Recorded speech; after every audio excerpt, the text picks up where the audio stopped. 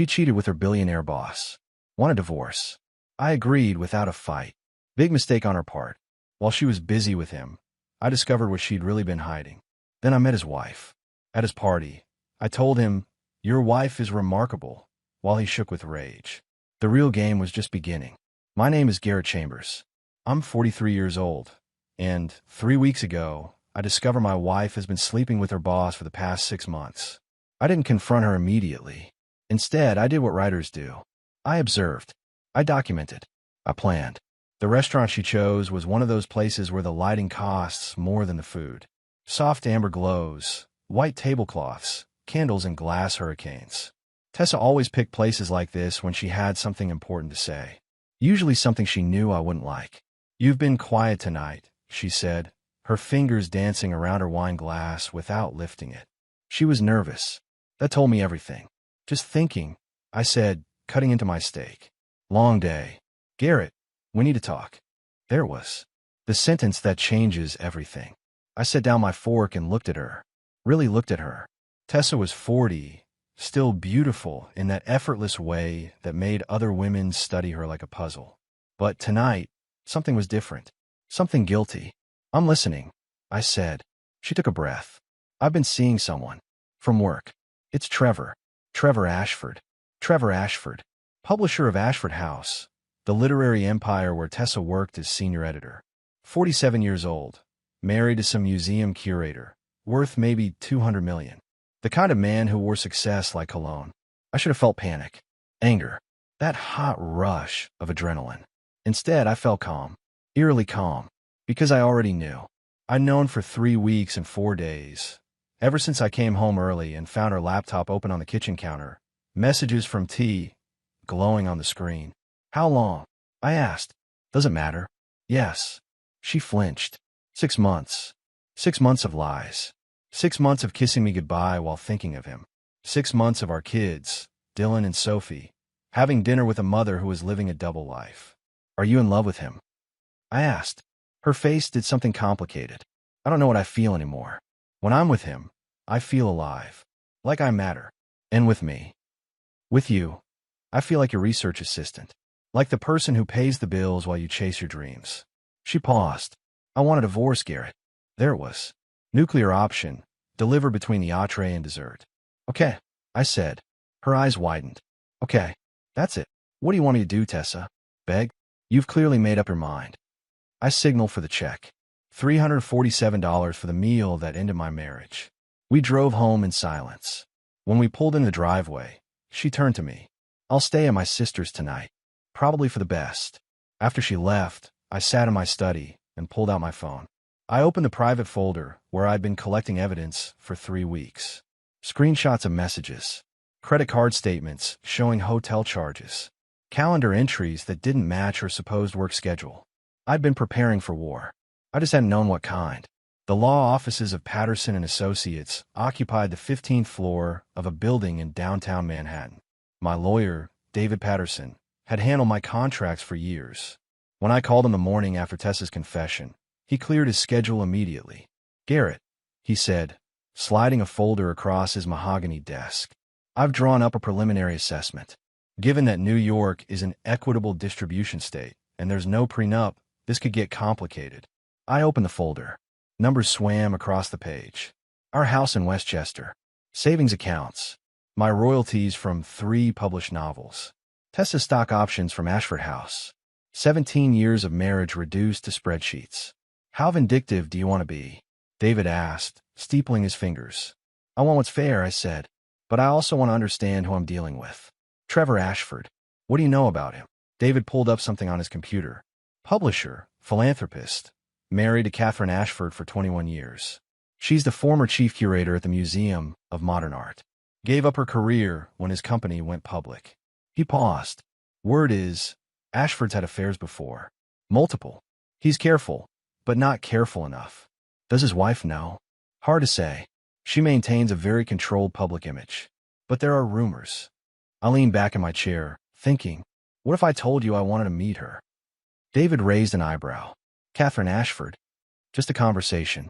2 people whose spouses are involved. Nothing inappropriate." "Garrett, that's playing with fire." "Maybe. Or maybe it's leveling the playing field.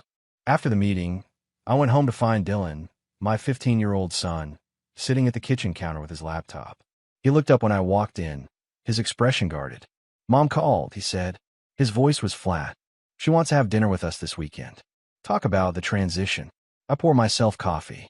"What did you tell her?" "That I'd think about it." He paused. "Dad, I know what's going on. I'm not stupid." I sat down across from him. "How much do you know?" "Enough. I've heard you and Mom arguing late at night. I've seen the way she acts when her phone rings. And yesterday, I found something on her iPad." He turned his laptop toward me. On the screen was a messaging app one didn't recognize. She didn't log out. I saw messages between her and someone called T. They're not exactly subtle. My chest tightened. "Dylan, I'm sorry you had to see that. Are you guys getting divorced?" "Yes." He nodded slowly. "Good. She doesn't deserve you." His jaw clenched. "Or us." That night, I couldn't sleep. I kept thinking about what David had said. Catherine Ashford, former curator, gave up her career for her husband's success, living in the shadow of a man who collected affairs like other people collected art. I pulled out my phone and opened Instagram. It took me 3 searches to find her account. Private, but with a profile picture that showed a woman with dark hair and intelligent eyes, standing in front of a Rothko painting. Her bio read, "Former curator, current observer, always seeking beauty in unexpected places." I sent a follow request. Then I opened her public Facebook page. Recent posts about art exhibitions. A check-in at a gallery in Chelsea from 2 days ago. A shared article about the importance of preserving cultural institutions. A woman who'd lost herself in someone else's ambition. Just like I'd almost lost myself in Tessa's shadow. My phone buzzed. A notification. Catherine Ashford had accepted my follow request. I smiled. The game had begun. The Chelsea Art Gallery opening was one of those events where people pretended to understand modern art while networking and drinking expensive wine. I'd found it through Catherine Ashford's Instagram. She'd posted about an emerging artists exhibition opening Thursday night. I arrived at 7, dressed in dark jeans and a blazer. The gallery was all white walls and track lighting, filled with abstract paintings that probably meant something profound to someone. I took a glass of wine from a passing server and scanned the room. Catherine stood in front of a large canvas, her dark hair pulled back, wearing a navy dress that was elegant without trying too hard. She was alone, studying the painting with the kind of focus that suggested she actually cared about the art, not the social performance. I walked over and stood beside her, looking at the painting. Layers of blue and gray, like storm clouds breaking over water. "What do you see?" I asked. She turned, slightly startled, then smiled. A real smile, not the practiced kind. "Honestly, I see someone try to capture the moment before everything falls apart. That tension right before the storm breaks. That's specific. I used to be a curator. Specificity was my job." She extended her hand. "Catherine Ashford." "Garrett Chambers." I shook her hand. Her grip was firm, confident. "I'm a writer. I follow you on Instagram. Your posts about art are actually insightful, not just the usual pretentious gallery talk." She laughed. "That's a low bar, but thank you." She gestured at the painting. "Are you here for the art or the networking?" "The art. I'm working on a novel about an artist, trying to understand how people see the world differently." It wasn't entirely a lie. I'd been researching art for a subplot. "What kind of novel?"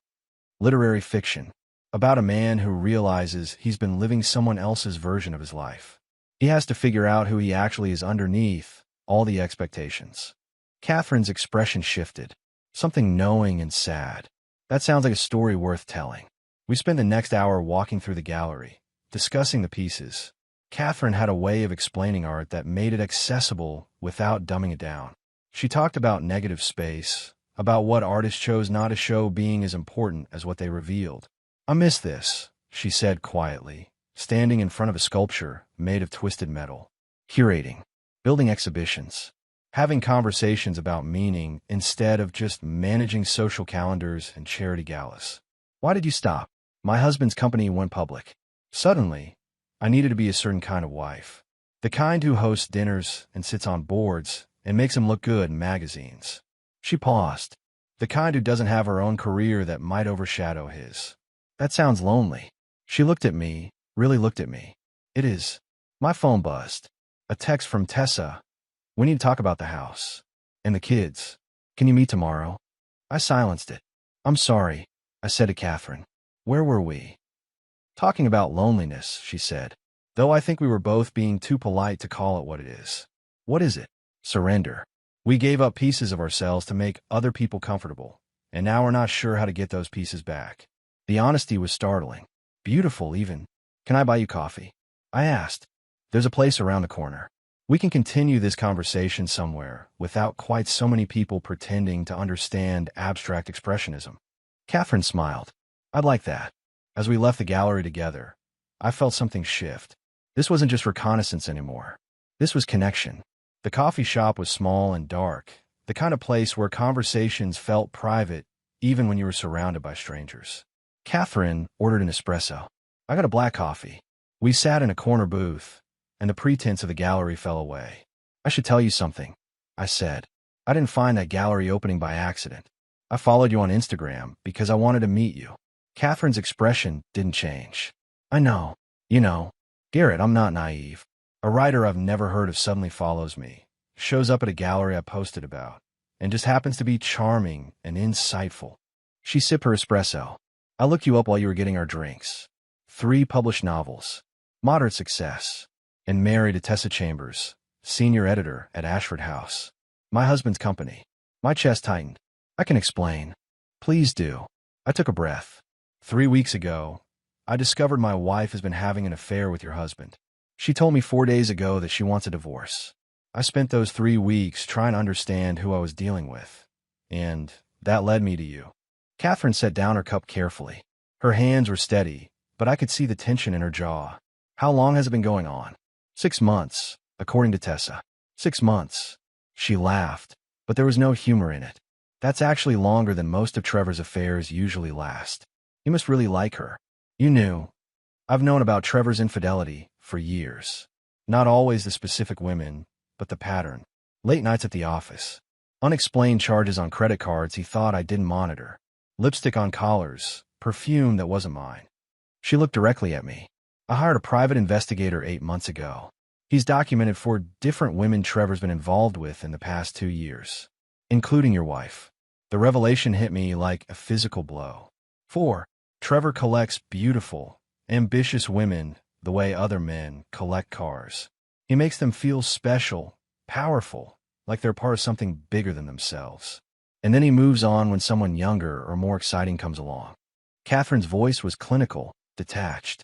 Tessa's just his current acquisition. Why did you stay? Because leaving meant admitting I'd wasted 21 years on a man who never saw me as anything more than a trophy. Because I have a daughter who's 15, and I wanted to protect her from the truth about her father. Because I convinced myself that financial security was worth the loneliness. She paused, but mostly because I was afraid. Afraid I'd given up so much of myself for him that there wouldn't be anything left if I walked away. I reached across the table and took her hand. She didn't pull away. Catherine, I came here tonight thinking I was going to use you. Get information about Trevor. Maybe make him uncomfortable by befriending his wife. Strategic revenge for what he and Tessa did to my family. And now I'm realizing you're not a strategy. You're a person who deserves better than what you've been given. She squeezed my hand. So are you, Garrett. We sat there in that small coffee shop, 2 people who'd been betrayed by the same 2 people, finding something unexpected in each other. Not love. Not yet. But understanding. Recognition. The knowledge that we weren't alone in this. I want to see him lose everything, Catherine said quietly. Not just his reputation or his money. I want Trevor to understand what it feels like to be erased by someone you trusted. Then let's help each other, I said. No more secrets. No more pretending. We build our cases together, support each other through the divorces, and make sure they both understand exactly what they've thrown away. Catherine nodded. Partners. Partners. We exchanged numbers. Real contact information, not just Instagram handles. As we left the coffee shop, Catherine turned to me. Thank you for being honest with me tonight, even about your initial intentions. Thank you for not walking away when you figured out who I was. Garrett, I stopped walking away from hard truths when I hired that private investigator. I'm done running. I watched her get into a car and drive away, and I felt something I hadn't felt in weeks. Hope. Dylan was waiting for me, when I got home from meeting Catherine. He sat at the kitchen counter, his laptop open, looking like he had something to say. "Dad, we need to talk," he said. I poured myself water and sat across from him. "What's on your mind?" He turned his laptop toward me. On the screen was a folder labeled Evidence. Inside were dozens of audio files, each labeled with dates spanning the past 14 months. "What is this?" I asked. "Recordings of Mom on her phone calls, talking to Trevor, talking to her friend about Trevor, planning when they'd meet up." His voice was steady, but I could see the tension in his shoulders. "I started recording about a year ago. I knew something was wrong. The way she'd light up when her phone rang, the way she'd leave rooms to take calls, how she started dressing differently. So I set up an app on her iPad that records when certain keywords are mentioned." My stomach dropped. "Dylan, that's illegal?" "Maybe, but it's also proof. 47 hours of recordings. Mom talking about how Trevor makes her feel alive, how she's planning to leave you once she gets a better settlement, how she's been hiding money in a separate account for 3 years, getting ready. 3 years. She'd been planning this for 3 years. There's more," Dylan continued, his voice harder now. "I found bank statements. Mom's been transferring money from a joint account to a private one. Small amounts, a few hundred here and there, but it adds up. She's moved almost $95,000 over the past 2.5 years. The betrayal kept getting deeper. Why didn't you tell me?" "Because I kept hoping I was wrong, that there was some explanation. But then she came home that night and told you she wanted a divorce, and I realized I'd been protecting her when I should have been protecting you." He closed the laptop. "I'm done protecting her, Dad.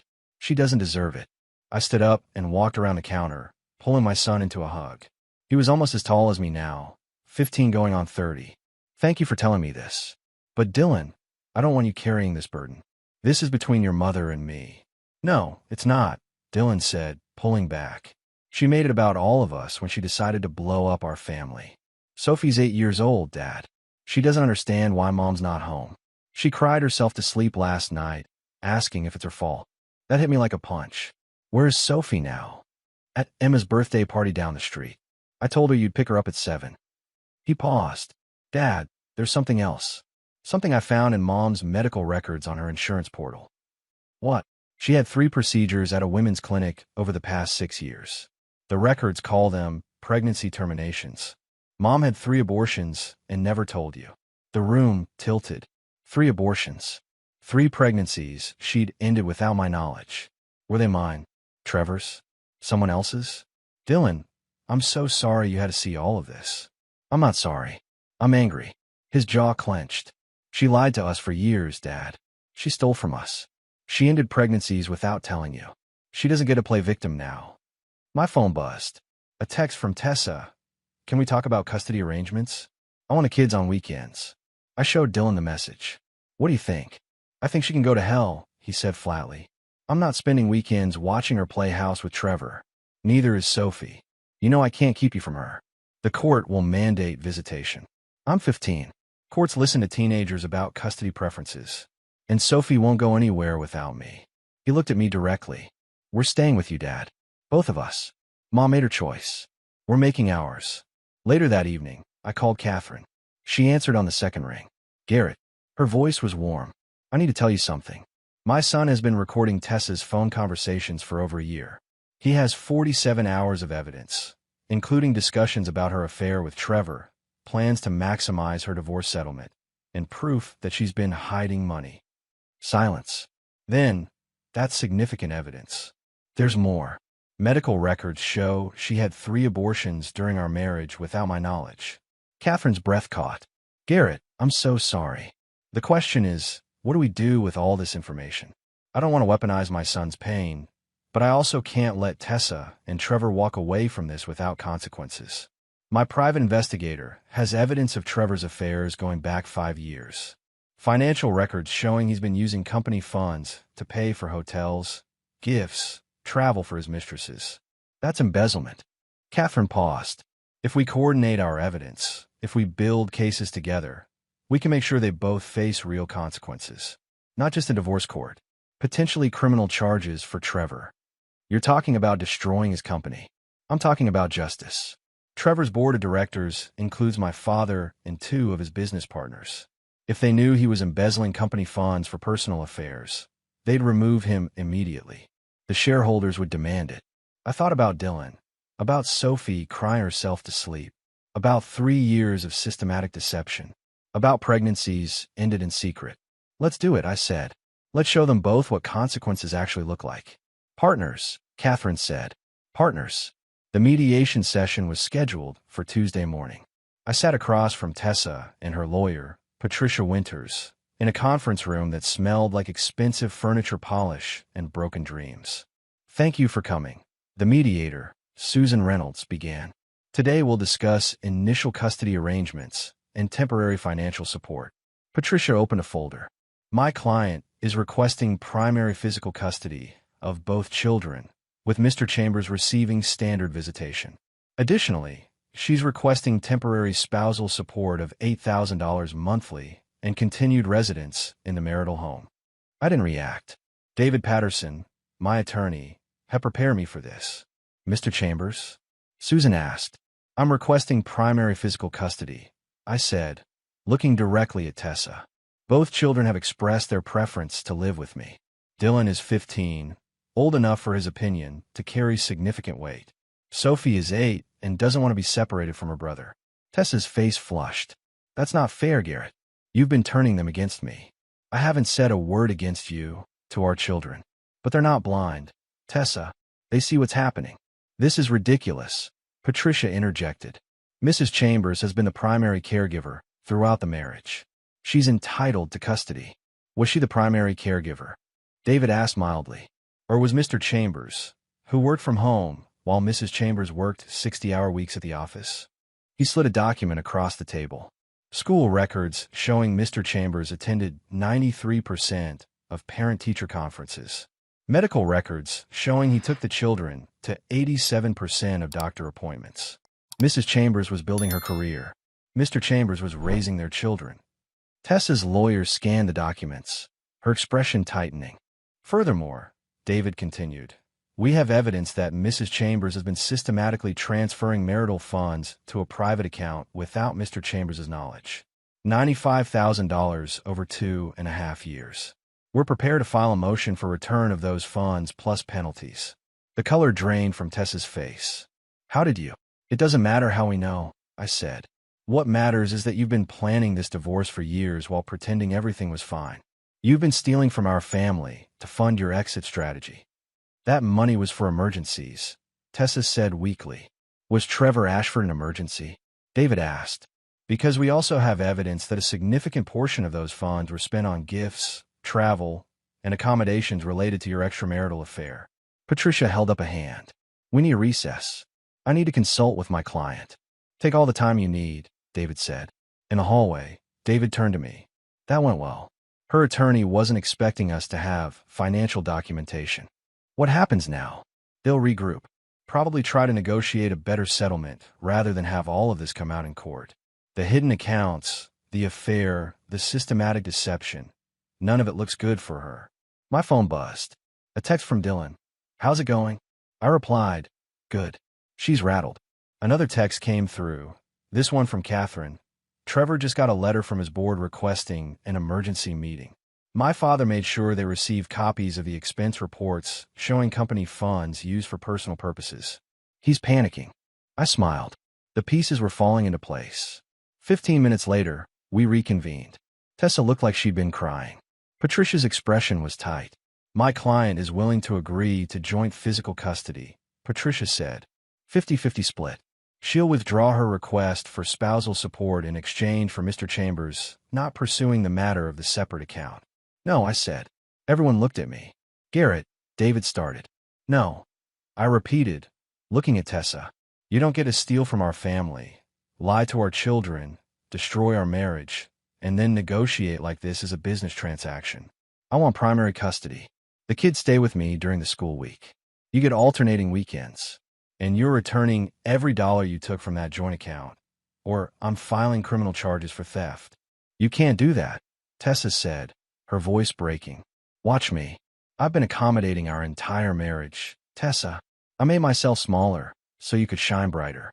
I supported your career while raising our children. I forgave 1,000 small betrayals because I thought we were building something together. I stood up, but I'm done being accommodating. You made your choice. Now live with the consequences. I walked out of the mediation, David hurrying to catch up with me. Garrett, that was risky. I know, but I'm tired of playing defense. It's time to show her who she's actually dealing with.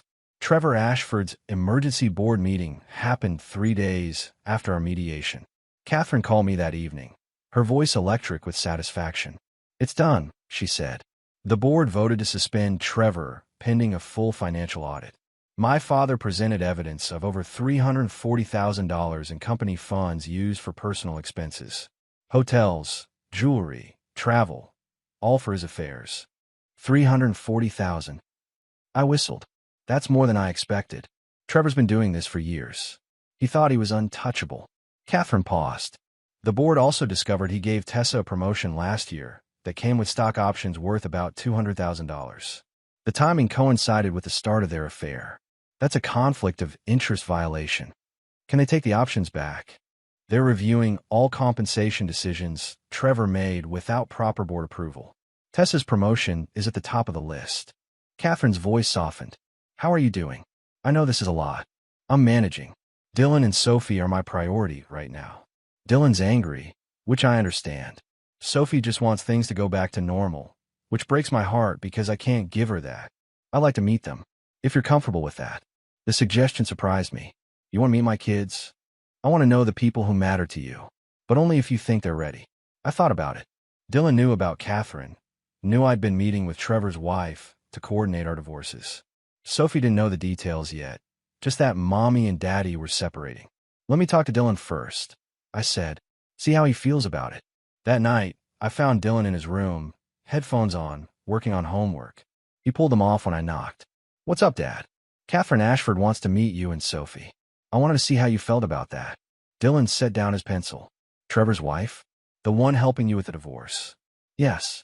We've been coordinating our evidence, supporting each other through the process. She's become a friend. Just a friend. I sat on the edge of his bed. Honestly, I don't know what she is yet. We're both going through divorces. We're both trying to figure out who we are outside of our marriages. But yes, she matters to me. Dylan nodded slowly. Does she make you happy? She makes me feel like I'm not alone in this. Like someone actually sees me. Then I'll meet her. But Dad, if she hurts you, I'm going to be pissed. I laughed. Fair enough. 2 days later, Catherine came to the house for dinner. I told Sophie we had a friend visiting. Nothing more. She was too young for the complications. Catherine arrived at 6, carrying a bag from a local bakery. I brought dessert, she said. I didn't know what kids liked, so I got an assortment. Dylan came down the stairs, sizing Catherine up with the intensity of a teenager protecting his father. She met his gaze directly. Dylan, she said, extending her hand. I've heard a lot about you. Your dad says you're the smart one. He talks about me. Dylan asked, shaking her hand. Constantly. About how you've been holding the family together. How you're mature beyond your years. How proud he is of you. Catherine smiled. Those are hard shoes to fill, but it sounds like you're managing. Dylan's defensive posture softened slightly. Thanks. Sophie bounded into the room, all energy and curiosity. Hi, I'm Sophie. Are you Dad's friend? I am, Catherine said, crouching down to Sophie's level. My name is Catherine. I brought cookies. Want to help me set them out? Yes. Sophie grabbed Catherine's hand and dragged her toward the kitchen. Dylan watched them go, then turned to me. She's not what I expected. What did you expect? I don't know. Someone more calculated. She seems genuine. She is. We had dinner together. Pasta, salad, nothing fancy. Catherine asked Sophie about school, listened to her talk about her friends and her art projects. She asked Dylan about his college plans, his interest in computer science. She was present, engaged, real. After Sophie went to bed, Dylan excused himself to do homework. Catherine and I sat in the living room, wine glasses in hand. Your kids are wonderful, she said. Dylan's protective of you. Sophie's full of light. You've done a good job with them. Thanks. They're navigating this better than I expected, though I know it's hard on them. Catherine set down her glass. Garrett, I need to tell you something. Trevor's lawyer contacted mine today. He wants to fast-track the divorce. He's offering me a settlement, $60 million, the house in the Hamptons, full custody of our daughter when she's not at school. All I have to do is sign an NDA about his affairs and agree not to cooperate with any investigations into company finances. That's a lot of money. It's hush money. He's trying to protect himself from criminal charges and public humiliation. She looked at me. I'm not taking it. Why not? Because $60 million doesn't give me back the 21 years I spent being invisible. It doesn't undo the humiliation or the loneliness or the sense that I gave up everything I love for a man who never valued me. Catherine's voice was firm. I want justice, Garrett. Real justice. I want Trevor to face consequences. And I want Tessa to understand that destroying families has a cost. I reached over and took her hand. Then let's make sure they both pay it. The literary gala was one of those events where New York's publishing elite gathered to celebrate themselves. Ashford House was hosting, launching 3 major books simultaneously. Trevor would be there. Tessa would be there. And Catherine had 2 invitations. Are you sure about this? I asked Catherine as we stood outside the venue, a converted warehouse in Soho with industrial lighting and exposed brick. She looked stunning in a red dress that Trevor had always hated, had told her was too bold, too attention-seeking. Tonight, she wore it like armor. I'm sure, Catherine said, taking my arm. Trevor needs to see that I'm not hiding, that I'm not ashamed, that I've moved on. Inside, the party was already in full swing. Writers, agents, editors, all mingling with champagne glasses and calculated conversation. I spotted Tessa across the room, standing next to Trevor, wearing the emerald dress she knew made her eyes look striking. She saw me at the same moment I saw her. Her face went white. Trevor followed her gaze. When he saw Catherine on my arm, his expression shifted from surprise to fury. He started walking toward us, Tessa trailing behind. Catherine, Trevor said, his voice tight with barely controlled anger. What are you doing here? Attending a literary event, Catherine said smoothly. I was invited. You remember Garrett Chambers, don't you? Award-winning novelist. I've been consulting with him on a project. Trevor's eyes narrowed. He looked at me like he was trying to place me. Chambers. That name sounds familiar. It should, I said. My wife works for you. Tessa Chambers, senior editor. The recognition hit Trevor's face. Then the calculation. He looked between Catherine and me, putting the pieces together. You too, Trevor started. Our friends, Catherine finished. We met in an art gallery. Discovered we had common interests. Shared experiences. She smiled sweetly. Garrett's been teaching me about the publishing world. I'm thinking of getting back into curation. Perhaps opening my own gallery. Tessa stepped forward, her voice low and urgent. Garrett, can we talk privately? I don't think we have anything to discuss that Catherine and Trevor can't hear, I said. Please, Tessa said, and I heard desperation in her voice. Fine. 5 minutes. I turned to Catherine. I'll be right back. Tessa led me to a quiet corner. What are you doing?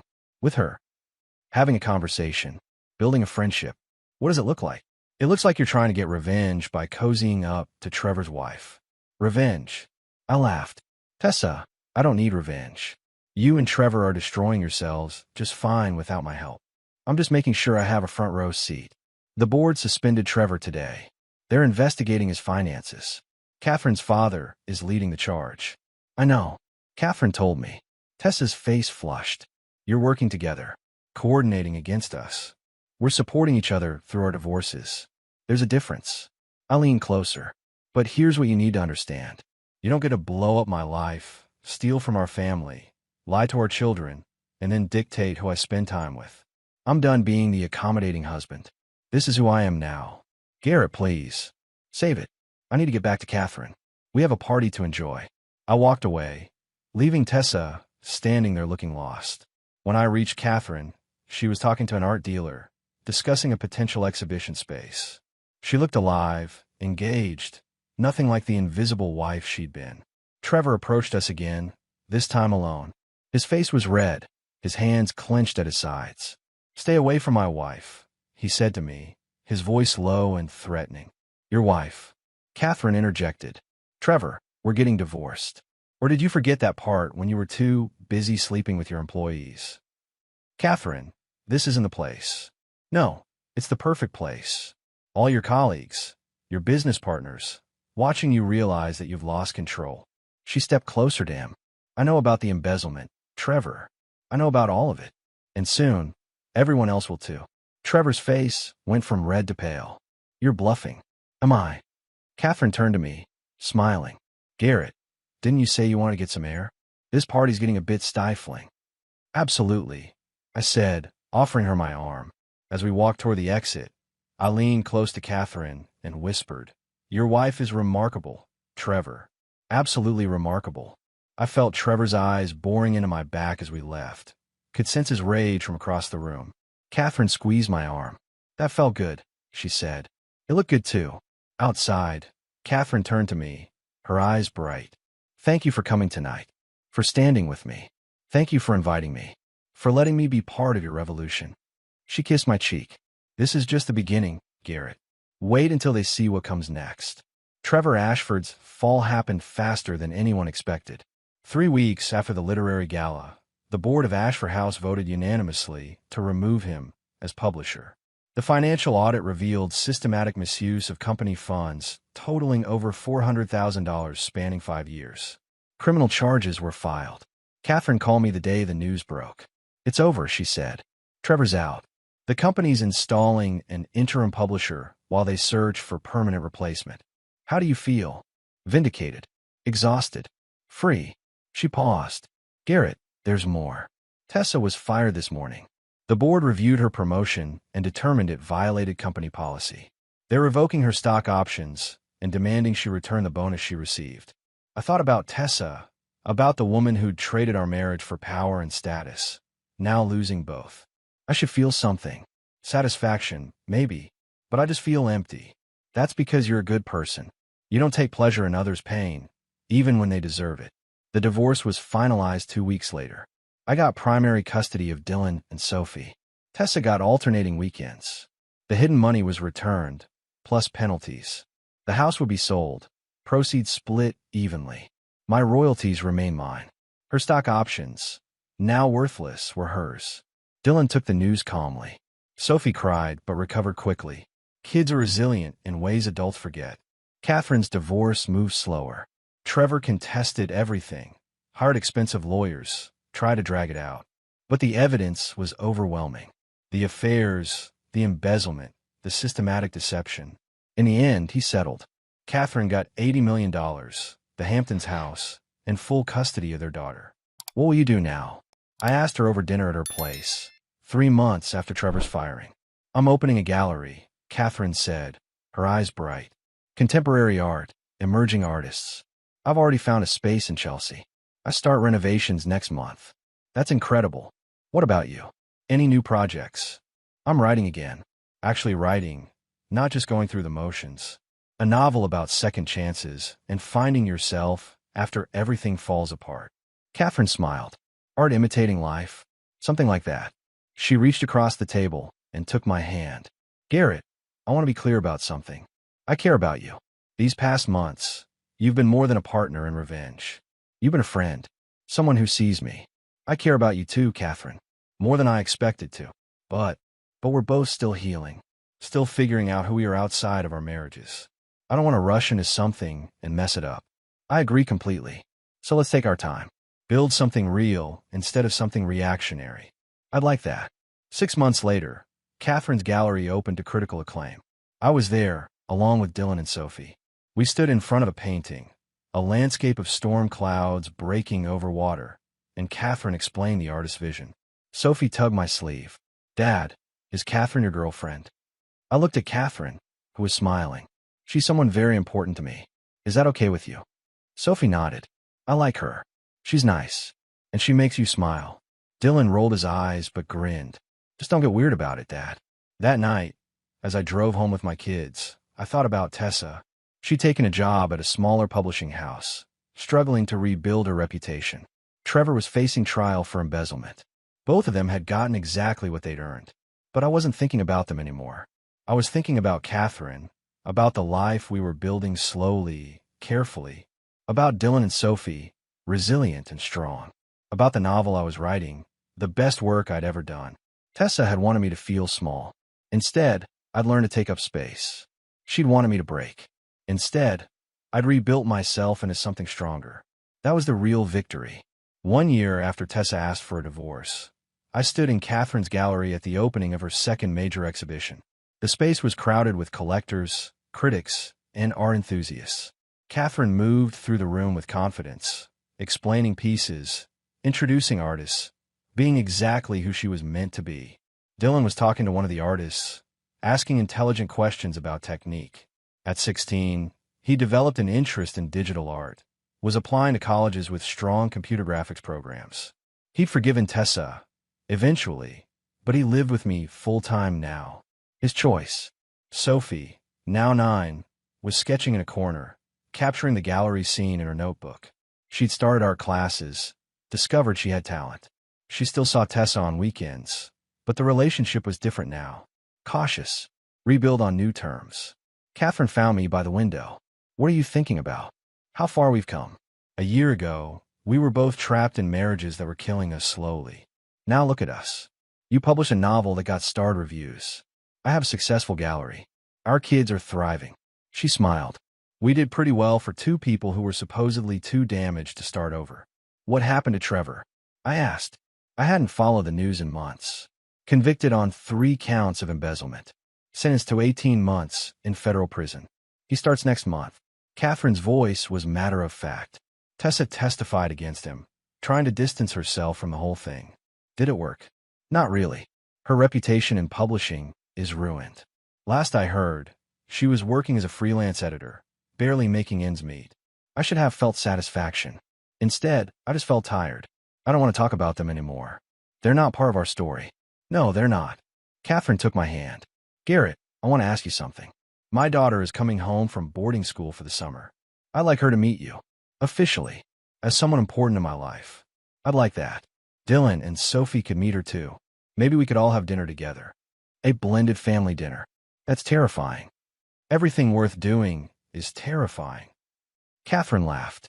When did you become so wise? Around the time I stopped letting other people define my worth. As the evening wound down, Catherine and I stood on the gallery steps, watching people leave. The night was warm, the city alive around us. Thank you, Catherine said. For what? For seeing me when I was invisible. For standing with me when I decided to fight back. For being patient while I figured out who I was again. Thank you for the same things. She kissed me, soft and real. Not desperate or reactionary. Just honest. I love you, Garrett Chambers. I'm not sure when it happened, but I do. I love you too, Catherine Ashford. We stood there, two people who'd been destroyed and rebuilt themselves, who'd found each other in the wreckage and built something beautiful from the broken pieces. Dylan and Sophie came out of the gallery, ready to go home. Catherine's assistant was locking up behind them. Ready? I asked my kids. Yeah, Dylan said. But can Catherine come to dinner tomorrow? I want to show her the animation project I've been working on. I'd love to, Catherine said. As we walked to our cars, Sophie slipped her hand into Catherine's. Will you teach me about art? Like you teach other people.